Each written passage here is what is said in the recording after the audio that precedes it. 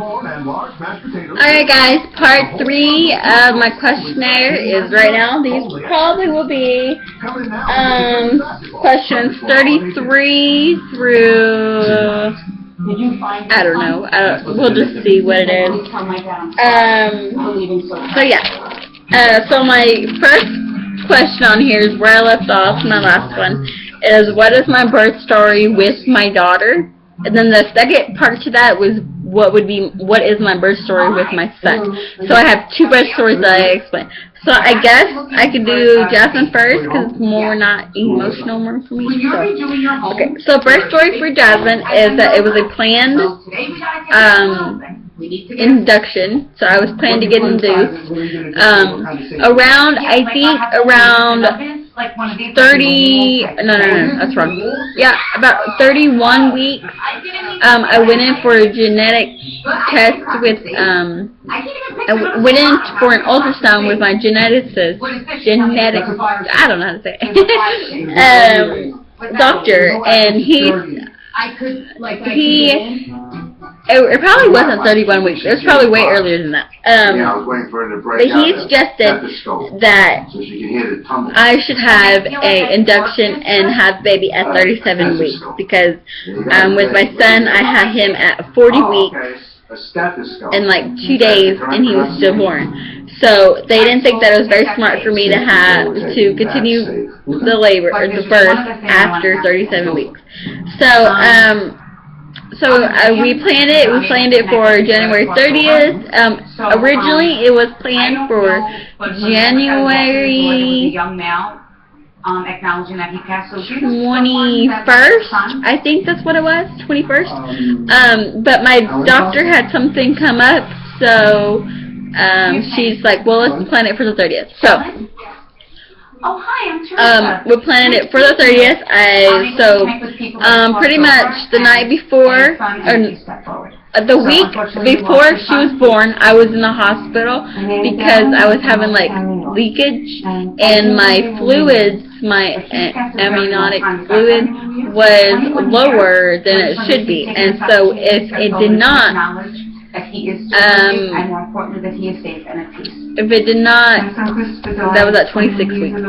If it didn't, I guess, not 26, 36, sorry. If it did not, I forgot what I was saying. If it did not, like, go up, because what they did is they put me on IVs, and I drank water, and, you know, and, I was picking up that there was a sun energy that... Like, they put me on IV for, like, 24 hours straight, so I was, like, I had an IV in my arm for 24 hours straight. And then the very next day, they tested it, and it had gone up, and if it had not gone up, then I would have had to deliver her, or... Yeah, deliver her a week before that, and then she would have been 36 weeks, and she might have had a little bit more issues with her lungs. But anyway, so I stayed in stayed in the hospital overnight, and the next morning, it happened to be she was okay, and the fluids were good, and they were up, and so they let me go home that night. And then the very next Monday, I had a doctor's appointment, and I think I skipped that doctor's appointment and went to another because I was just there. So I went on Friday, and then I had my last ultrasound, and then the very next Monday, I had her. And so how we set it up was that I came in at 6 o'clock in the morning, and I came in at 6 o'clock in the morning, and then we would start. And then so it was actually not 6, it was actually 5 o'clock in the morning. And so we got at that time I lived in Meeker. Oh, sorry guys. And anyways, and which was about an hour away from totally screwed that up. Anyways, having Jesus to me such an incredible gift. I am so grateful. I screwed myself up saying the wrong thing. I lived there, but I didn't mean to say where I lived. But whatever. I don't live there anymore, so it doesn't matter. So that was about an hour away from the hospital. So what a beautiful birthday gift from your son today. Okay. She brought up stuff that there's no way she can know about. I keep forgetting. I'm so distracted with this show. This show is so distracting me. This is a birthday that I will never forget. Today is... Okay, I'm reading this while I'm going to find an answer, but I'm not going to find an answer here. Do you? So, 6 o'clock. Yes, I do. It was an antique set that my dad bought her, and I have it. Oh my gosh. Okay, anyways. 6 o'clock, no. So we had to be at Broken heart. He has tattoos. Are you single? about All on the line. Not really. 3 o'clock that morning because we had to travel an hour away. So, and on top of that, I didn't get any sleep the night before. I was so excited. I was pumped. I was ready to go. I was ready for my baby to be here. So I didn't get any sleep, and I was super hungry because I didn't eat the night before either. So I was like super hungry. And so we got to the hospital around 6 o'clock. No. We got to the hospital about 5 o'clock. I think about 4:45 or something like that. It was really early. And sorry, my husband. And I got in. They she checked me. And they tried to find out. They found. Okay.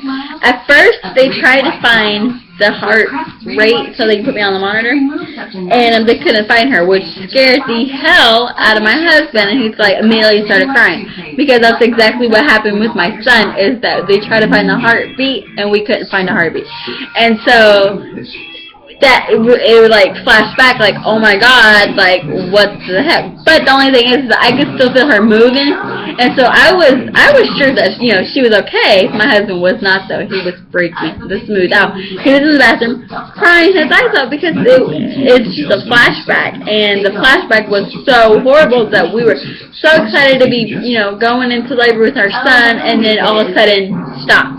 We're not happy anymore. Like it's like, what happened? Because, anyways, so anyways, it took her a few minutes to find the heartbeat, but she was moving around so much, they found it finally. And then they started my Pitocin about like an hour after I got there, or maybe 2 hours, I'm not too sure. Then they broke my water sometime. So it had, so the time that he elapsed from my Pitocin to breaking my water, from Pitocin to me getting here, there was about an hour and a half. So it was about like 6:30, 7 o'clock-ish. I think that's when they started it. And then, let's see, and then they let that work a little bit, and then I was dilated to this, and I was dilated to that. Also, when I got there, I was already dilated to a 2. So yeah. And then, so sometime came on, and then after they checked, like the first 2 hours or whatever I was on Pitocin, I was like a 4, and then they checked again, and I was at a 6, and somewhere in between that. And then around, I don't even know, around like 8:30, 9:30, it's like an hour ahead. Honestly, I could not tell you exact times. I just know that she was born at 10:02, so the time frame has to, go in there sometime. So around like 8:30 or 9 o'clock, something like that. So about like 8:45. I do not remember exactly when it was, but they broke my water. And after they broke my water, stuff started getting intense. And then right before that, my preacher came in and prayed with us, and my sister was filming the whole thing. So I actually have this all on camera. I'm gonna have to like find the DVD, or I have to finalize, I think, my DVD, and then I can put it on. I'm not too sure what I have to do. But anyways, and then, what was I doing? Okay, so after we prayed, like, they went away and they got breakfast. That was probably around 8 o'clock, I think. And then, So I had some time that came by, and then about I guess about an hour and a half it went by, and the doctor came in and she checked me, and I was about like a 6, I think that's what it was. And about the time I was feeling some pressure, I was feeling some hurting, I was in pain, I was in tears, I was crying. Like my mother-in-law had a, my contractions were like 2 minutes apart. I was, it was really crazy. And I wanted my epidural, and I wanted it right then and there. So I ordered my epidural, and about like 30 minutes later, I would say, she checked me right before, I think right before. Oh my gosh. Wow. And did she like scarf? So something about a scarf? I think it was, okay, let me rephrase that. I think I was at a 6 when she checked me before she broke my water, or when she broke my water. And then my epidural came in, and then right after that, she checked me after my epidural, and I was a 9. My epidural never really kicked in until after I had her, because the fastness of it, I'm sorry, like this whole video is all going to be my birth story, I guess. The whole fastness of the birth was, it was only 5 hours, like, total. Okay, hold on, sorry, I got something, like, in my way. Okay, so, anyway, so I had my epidural. I didn't have my epidural within, like, 10 minutes. She checked me again, and I was at a 9.5. And then, I was like, I'm feeling some pressure down here. I think it's time to push. So she checked me again, and then it was the baby's head. And my epidural did not kick in at all. Did not kick in. So basically, I pretty much didn't even need the epidural because I did a natural anyway. So, so at that time, the doctor came in, she got all set. My husband was sleeping during the whole entire time because he had worked the night before, so he was really, really tired. So he was sleeping, and I made sure everybody let him sleep because I didn't want to be stressed out with him walking back and forth and being, happy and overwhelmed and all this other good stuff, but I just wanted him to sleep, so that way if he slept, I know where he was, and I knew that he wasn't on his phone, and wouldn't make me mad that he was on his phone. I was in here in pain, he was on his phone. And so, so that didn't make me mad, so I just knew that if I left him asleep, then I wouldn't be mad at him, and we could just have this baby in peace. So, he woke up, and the doctor, he actually never stood up because he couldn't. He never stood up because he couldn't. He tried to stand up and fell right back down to the chair. So, I pushed for about like 10 minutes, I would say. I don't know exactly how long it was. She came out, and I pushed. I remember it was some part of my labor. I said, I can't do it. My doctor said, yes, you can, Ashley. Yes, you can. Pushed, and she came out. And I remember hearing her cry, and I remember, I'm going to get teary-eyed now. Okay. I remember that she's alive, and she's here, and she had 10 fingers and toes, and she was perfect, and she weighed 6 ounces, I'm sorry, 6 pounds, 0 ounces. She was 18.5 inches long, and she was the most beautiful baby in the world. I wish I had this plan. I would show you guys a picture of her, but I don't have a plan.